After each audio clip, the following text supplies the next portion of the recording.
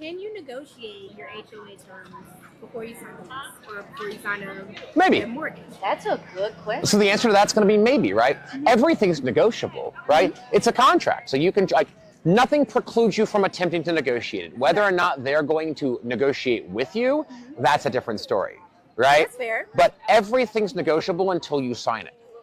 Okay, right? When you asked your question, I was like, okay, that is fair. They're just enforcing rules. But if you agree to those terms before you sign it. But if there's a way, if they're willing, like, you know how when you're buying a home and you have that kind of period where you either say, okay, I'm going to put down this amount of down payment, or your, what is it called? Is it like the buyer's cost? What is it called?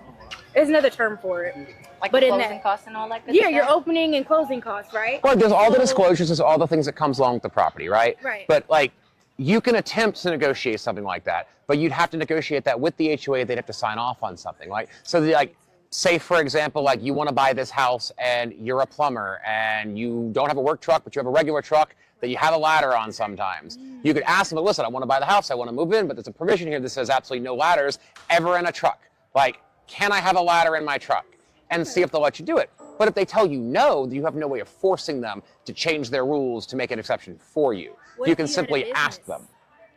So that couldn't, because like, wouldn't it, like, let's say if you had a construction business and then there's also rules and everything that governs you needing this for business sake. But you might need a ladder to conduct your business, but you don't have to live in this neighborhood. You don't have to park that truck in this driveway, right? Yeah. If you want to live in this neighborhood, we don't let people with black Teslas in this neighborhood. So if you buy a black Tesla, you can't come here. You get a yellow one, you get a blue one, you get an orange one, you're welcome. No black Teslas, no Cybertrucks. That's fair. Like, they can make whatever rules they want, right?